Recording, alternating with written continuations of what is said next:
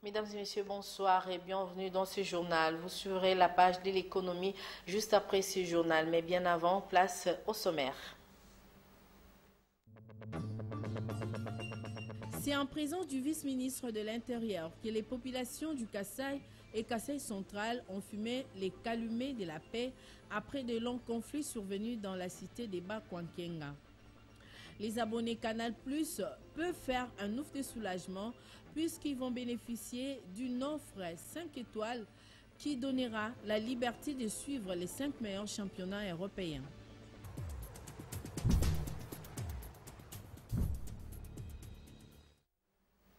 Bonsoir et merci pour votre fidélité. Le vice-ministre de l'Intérieur, Innocent Bokele Walaka, est arrivé ce mardi 6 octobre 2020 à Kananga, chef-lieu de la province du Kasaï central. Objectif, présider la conférence sur la paix et réconciliation entre les Kasaï et Kasaï central des suites des conflits coutumiers survenus dans la site des Bakwankenga entre le Kuba de Mweka et les Lulua de Demba. Dans une interview accordée à la presse, Innocent Bokele invite toutes les populations de deux provinces à une participation active à la paix. Ces propos ont été recueillis pour vous par Soleil Tumba. Situation sécuritaire entre les deux provinces, Kasaï et Kasaï central, au niveau de Demba et Mweka, cette situation n'est pas bonne. On a connu des pertes en vies humaines, on a connu des maisons incendiées. Le gouvernement de la République ne pouvant pas croiser les bras, voilà pourquoi, sous la haute autorité du président de la République et le gouvernement de la République dirigé par le professeur Ilunga Ilunkamba, m'a chargé pour venir représenter le VPM pour que cette conférence de paix et de réconciliation entre les communautés. Sans paix, sans réconciliation, il n'y a pas de développement local. Voilà pourquoi nous sommes là. Ce n'est pas un problème d'un individu, c'est le problème de tout le monde. Celui qui ne veut pas participer, celui qui ne veut pas la paix, il ne veut pas que Kasaï central et Kasaï puissent être développés. Voilà pourquoi nous sommes là. Je demande l'appui de tout le monde, de toutes les couches, pour que la paix revienne. Et nous sommes là pour cet objectif. Vous savez, le problème, c'est un problème de conflit de limites. Il y a l'espace éclairé pour les champs. Il y a aussi des petits problèmes au niveau de gestion des deux provinces, au niveau des autorités. Et voilà pourquoi nous avons avant tout l'équipe des experts. Nous avions déjà envoyé les experts de l'Institut géographique pour clarifier les limites. Nous ne sommes pas venus tracer les limites, nous sommes venus clarifier les limites. Et quand on clarifie les limites, ce n'est pas une raison de dire à une personne de quitter, parce que la Constitution article 30 demande à tout Congolais de rester là où il veut en respectant la loi. Nous sommes venus clarifier les limites et réconcilier ces peuples. Que ce soit Kasaï central, Kasaï, tous étaient dans Kasaï occidental, avec comme métropole ici à Kananga. Et je ne vois pas comment aujourd'hui cette démarcation des différentes provinces n'a pas divisé les peuples. C'est le même peuple. Le pouvoir, disait un sage congolais, est un bien, mais un bien qui peut rendre fou si on n'y prend pas garde. En République démocratique du Congo, face au pouvoir, nombreux sont ceux qui foulent aux pieds la vertu éprouvée dans les partis politiques, les associations à caractère social et même dans les églises. Ils sont prêts à salir l'autre pour accéder à un fauteuil de pouvoir. Les cas des journalistes dont ces faits ont signé par Eric Izami. Comment se comporte-t-on vis-à-vis des enjeux qui sous-tendent l'accès au pouvoir? Les années passent vite et les Congolais, dans de nombreuses corporations, semblent avoir perdu la vertu éprouvée. Il y a eu un constat amer dans les rangs de la corporation journalistique en RDC et l'on a appelé à la tenue du congrès. Les uns ont été contre, les autres pour et in fine, le rendez-vous a eu lieu à Mwanda, la cité côtière dans la province du Congo central. Rendez-vous à l'issue duquel Kassonga Tshilonde a été réélu pour un autre mandat de 4 ans à la tête de l'Union nationale de la presse du Congo, UNPC. Puisqu'il n'y a pas d'unité ni non plus la cohésion dans la pratique de ces travaux pourtant nobles, ça fait que les sentinelles de la société au lieu de participer à l'éclairage de l'intelligence collective du Congolais, mettent en avant-plan de querelles inutiles qui ne font avancer ni les médias congolais, encore moins la République démocratique du Congo, du reste confrontée à plusieurs défis. L'on dira autant pour les autres catégories des structures devant aider le pays à avancer. Que ne voyons-nous pas dans les églises dites de réveil, de querelles entre ceux qui sont appelés pasteurs, censés être ministres de Dieu, pour annoncer la bonne nouvelle en vue de la réelle conversion. Ils se sont eux aussi engagés dans une guerre sans fin, laissant l'essentiel de côté, à savoir le salut des âmes. Terminons cette balade dans les partis politiques, où les leaders sans vergogne se rentrent dedans, laissant souvent les intérêts supérieurs de la nation de côté. Cas de la paix, mise à mal en RDC. Ainsi, les journalistes doivent se remettre en question pour réellement revenir jouer leur rôle de dire la vérité avec honnêteté à l'ensemble du peuple congolais pour que celui-ci aiguise sa conscience et s'active pour bâtir la République démocratique du Congo. Et ça, c'est largement possible. La paillote de la radio Mwana de Mbandaka a servi de cadre d'un atelier de renforcement des capacités des professionnels des médias sur l'apprentissage de 8 pratiques familiales et la lutte contre la Covid-19 et Ebola. Formation organisée par l'ONG APE de Marcel Toté. Les détails dans ces reportages signés José Maza Osukuma. 26 chevaliers de la plume composés essentiellement des directeurs des stations radio et les chefs de programme ainsi que les chefs techniques étaient formés sur l'apprentissage des 8 pratiques familiales et la lutte contre la Covid-19 et Ebola par l'ONG Action pour la protection et l'encadrement de l'enfant APE, conduite par Marcel Toté, les coordonnateurs.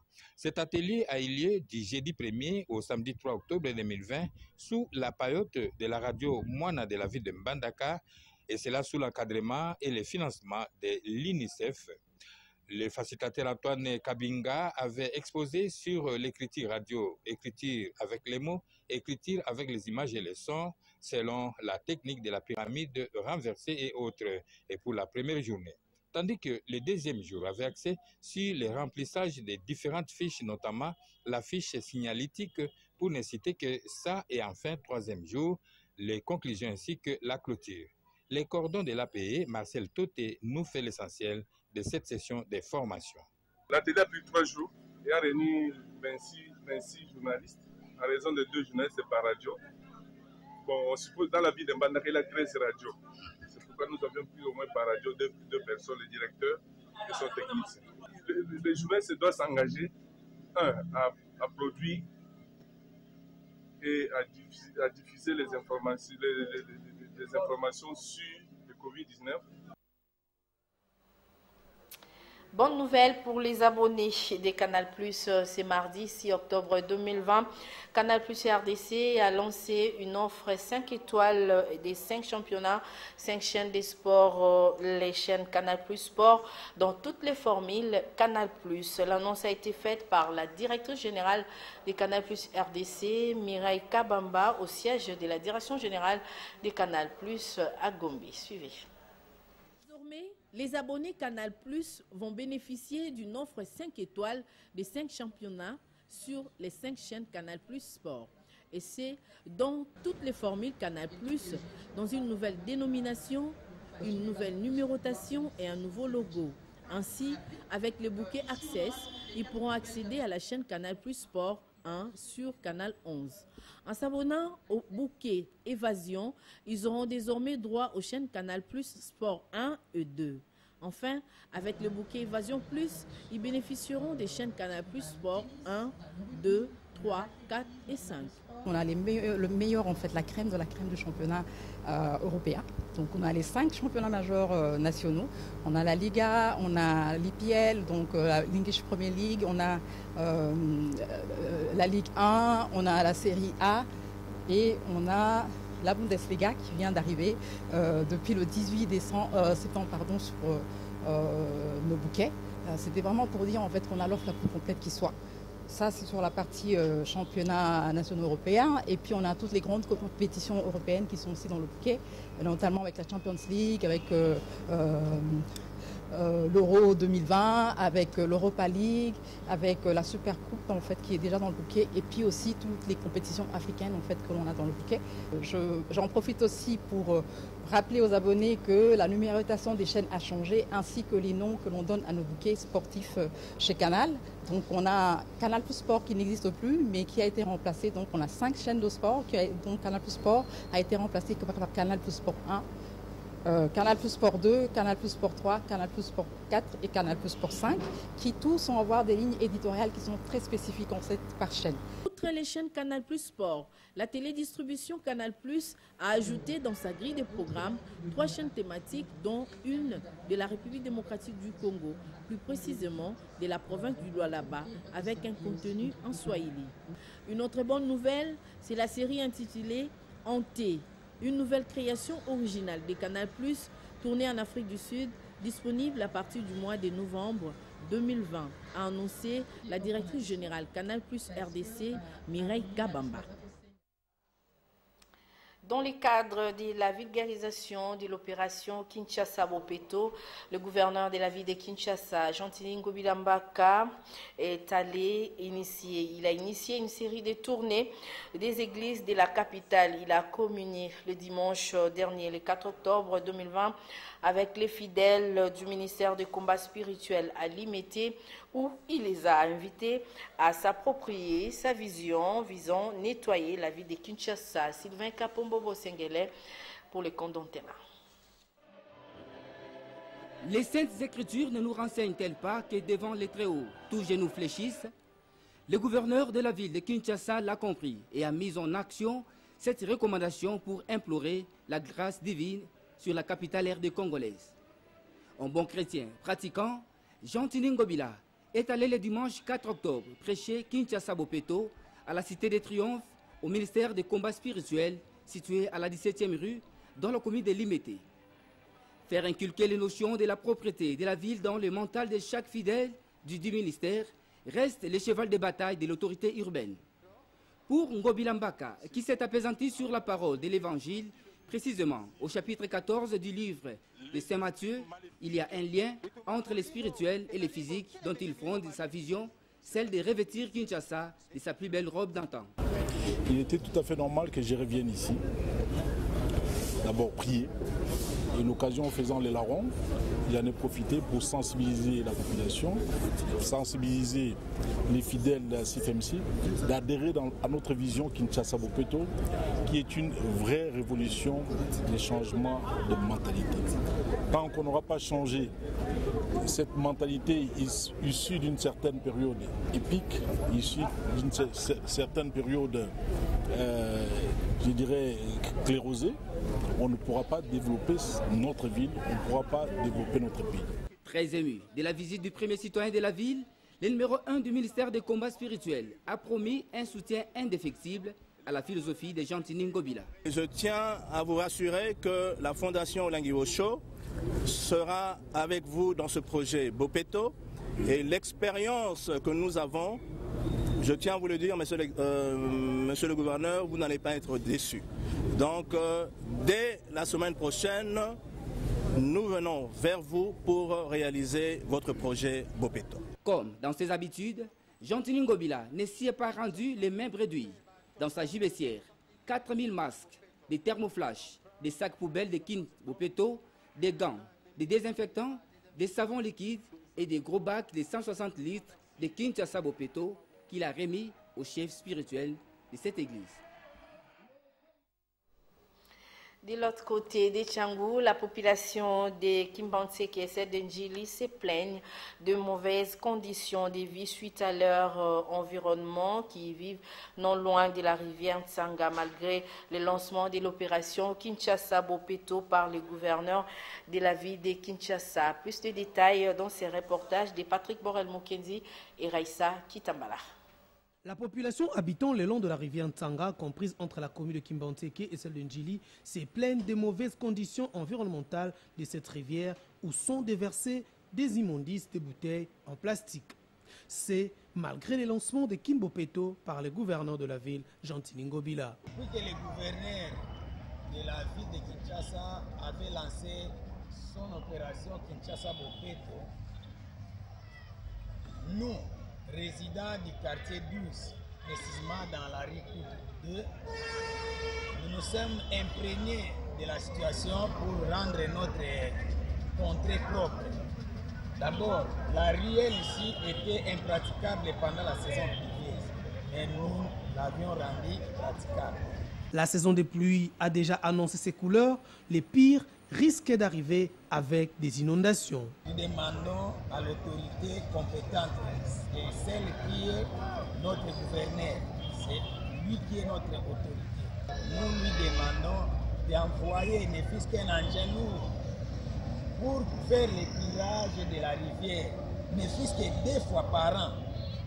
Au début de la saison pluvieuse, quelques mois d'octobre comme ça, il peut envoyer un engin pour faire le tirage en amont et en aval de la rivière. Encore au début du mois de mars, soit à la fin du mois de mars, pour pallier à la situation qui inonde notre milieu. L'hôtel de ville a sa part, bien sûr, qui est celle d'évacuer ou d'écurer cette rivière, mais il faudrait que les Kinois puissent intérioriser l'opération Kinbopeto en évitant de jeter des immondices sur cette rivière. Les propriétaires des parcelles tout près du rail dans la commune de Lingwala se plaignent de la manière dont on construit les étalages devant leurs parcelles et demandent aux autorités de trouver une solution d'urgence à ces problèmes. Taurine Mbongo et José Moussangana. L'insécurité bat son plein dans la commune de Lingwala depuis l'érection du marché Lufungola. Cette situation inquiète la population de cette municipalité, au point qu'elle demande l'intervention des pouvoirs publics.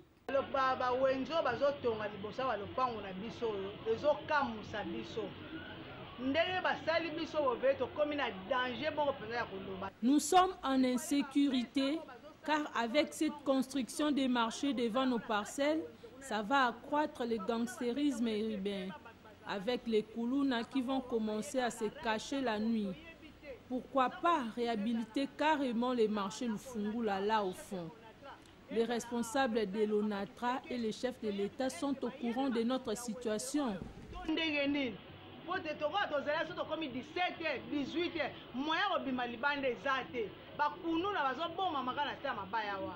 Aux autorités de mettre sur pied des dispositions sécuritaires dans ces coins de la capitale pour éviter tout désagrément et l'insécurité.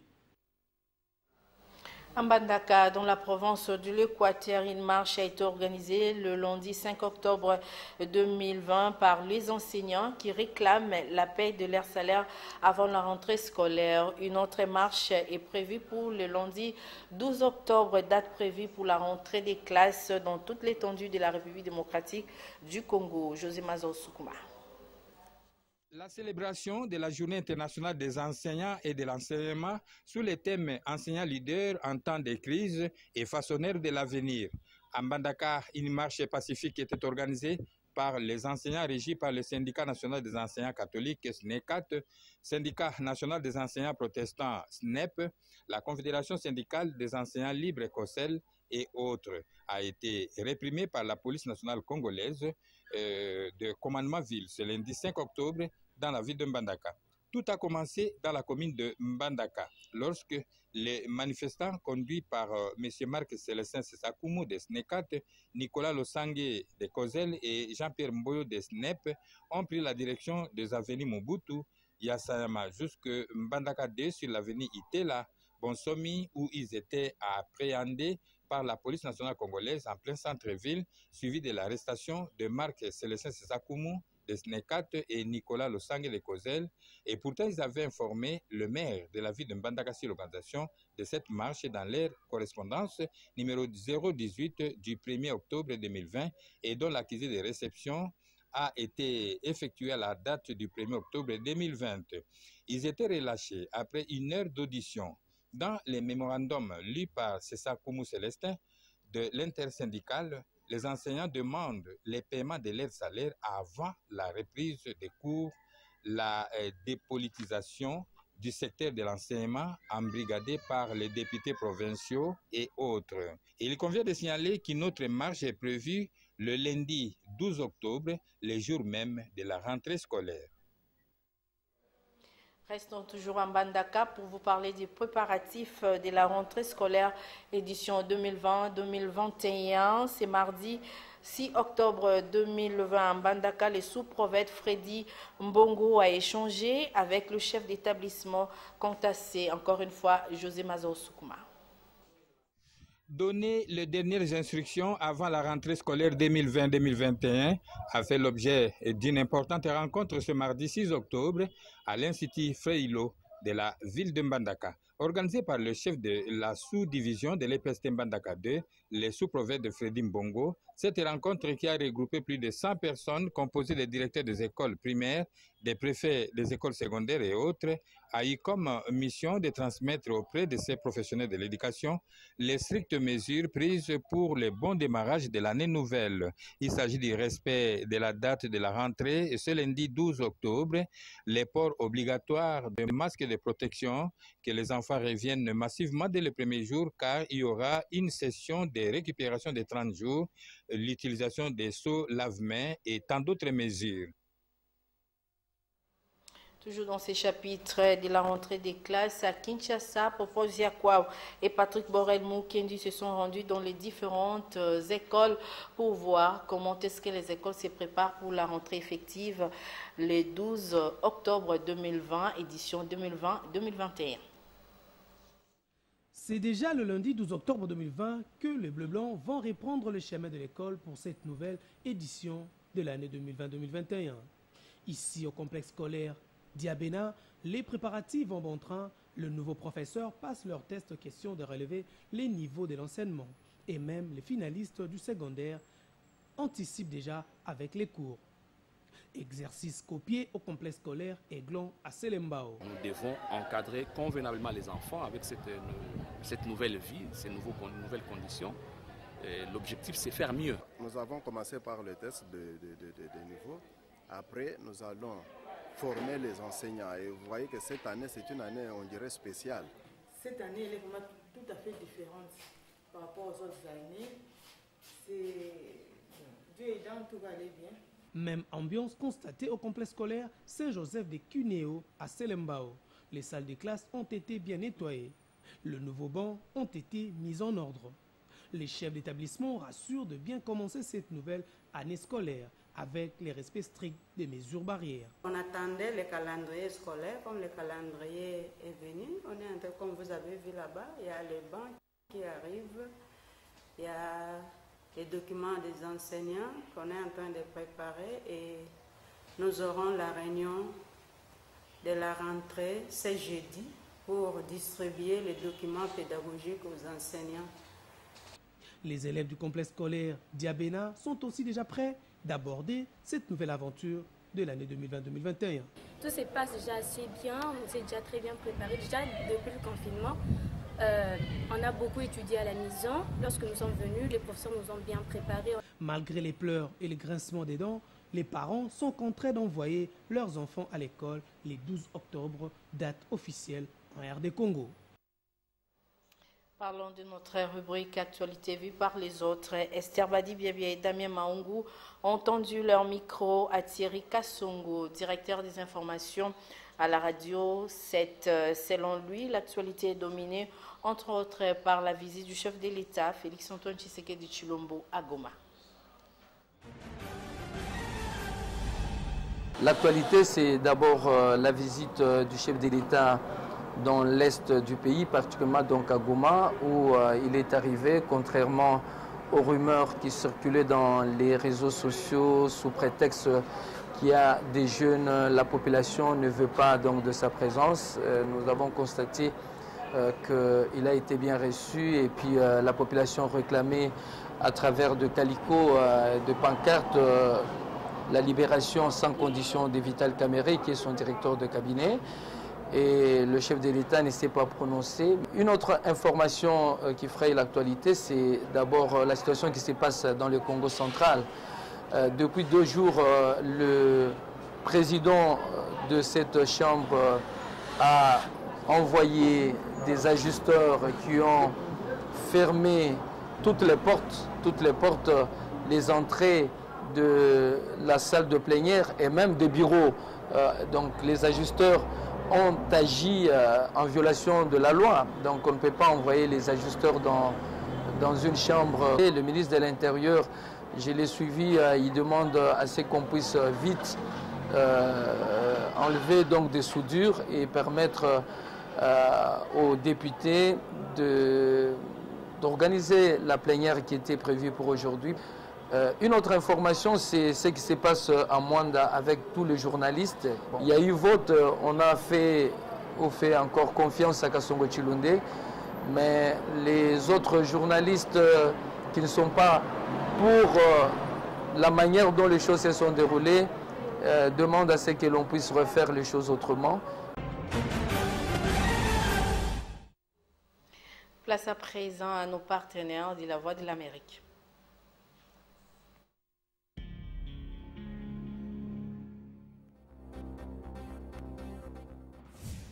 La CEDEAO a levé les sanctions imposées au Mali après le coup d'État ayant renversé le 18 août le président Ibrahim Boubacar Keïta. La transition s'est dotée hier d'un gouvernement que la CEDEAO dit soutenir désormais. Au Soudan, les avocats de Omar al-Bashir et ses 27 co-accusés ont quitté le procès lié au coup d'État de 1989. Ils reprochent au procureur Tajel Sir El Eber d'avoir déposé plusieurs plaintes contre leur client lorsqu'il était avocat avant de prendre son poste actuel en octobre 2019. En Égypte, la journaliste Basma Mostafa a été remise en liberté après avoir été arrêtée samedi à Luxor, dans le sud du pays, où elle enquêtait sur des récentes manifestations contre le gouvernement. Le président turc Recep Tayyip Erdogan a appelé à ne pas manquer l'opportunité de régler le conflit en Libye. Lors d'une visioconférence avec la chancelière allemande Angela Merkel, le chef de l'État turc a mis en avant le calme obtenu sur le terrain en Libye.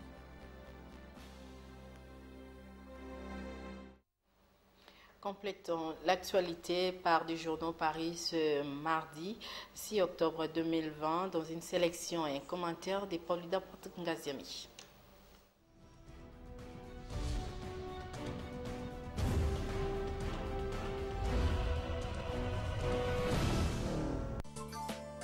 Le président de la République, Félix Tshisekedi, est à son deuxième jour à Goma, chef-lieu du Nord Kivu, où il se trouve dans le cadre d'une mission d'inspection. Hier, il a eu un premier échange avec les gouverneurs du Nord Kivu, du Sud Kivu et du Maniema, au gouvernorat de la province du Nord Kivu, renseigne l'agence congolaise de presse.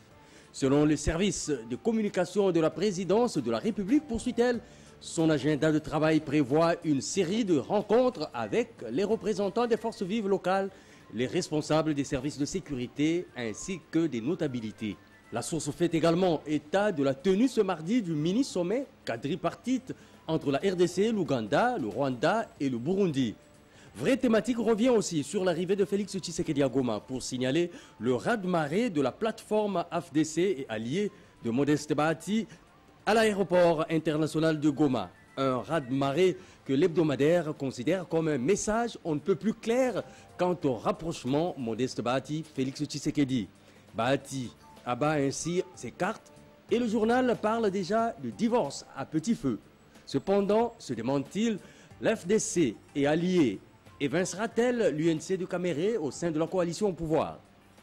Du côté de la Mouka, fait savoir la prospérité, il n'y a ni brouille ni crise. Même si aucune date n'a été indiquée après que la cérémonie de passation des pouvoirs entre Mouzito, le coordonnateur sortant, et Fayoulou, l'entrant, soit postposée, indique le quotidien. Il va de soi qu'en vertu des enjeux de l'heure et surtout de la perspective des élections 2023, les sociétaires de cette coalition puissent se concerter rapidement pour peaufiner ensemble les stratégies en vue d'une nouvelle offensive à la fois politique et diplomatique. D'après le communiqué de report, un consensus reste cependant à dégager autour de 2 points cruciaux avant de se jeter dans les prochaines phases de la bataille. D'ores et déjà, annonce-t-il, le duo Mouzito-Fayoulou promet de nouvelles offensives. L'actualité, c'est aussi l'érection de Minembwe en commune rurale dans la province du Sud Kivu, un dossier au sujet duquel l'évêque d'Ouvira a manifesté son désarroi face à un découpage territorial orchestré sans l'assentiment des populations autochtones. Au cours de la conférence de presse organisée hier, 5 octobre, à la paroisse Sainte-Anne à Kinshasa, indique Forum des As, Monseigneur Sébastien Mouyengo a déclaré regretter que cet acte, loin d'être de nature à faciliter la véritable paix dans les hauts plateaux, suscite au contraire beaucoup d'animosité dans l'étendue du diocèse et de la région, voire de la province et du pays, à cause notamment du traitement spécial réservé à la dite commune par rapport aux autres disséminés dans la région, à savoir Sangué, Luvungi et Kiliba dans le territoire d'Ouvira, Fizi, Mississi-Lulimba et Suima dans le territoire de Fizi et Kamanyola dans le territoire de Walungu, alors que le territoire de Mwenga n'en a aucune. Le prélat appelle le président de la République à désamorcer le processus de démembrement du pays.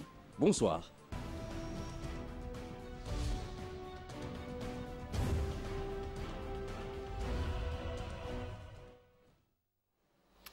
Avant de boucler complètement ces journaux, rappel des titres.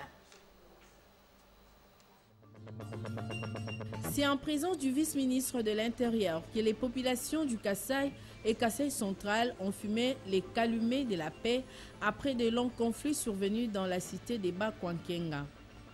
Les abonnés Canal Plus peuvent faire un ouf de soulagement puisqu'ils vont bénéficier d'une offre 5 étoiles qui donnera la liberté de suivre les 5 meilleurs championnats européens.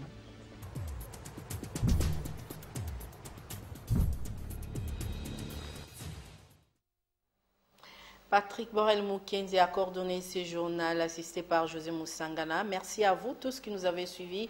Régie finale et production, grand merci à vous. Le prochain rendez-vous pour les informations, c'est demain à 7h, 10h, 12h. Papi Katasi sera là à 16h. Jenny Tamboué et à 19h, je vous retrouve avec le même plaisir. Merci également à Précieux Mangonzoy qui était derrière la caméra. Au revoir.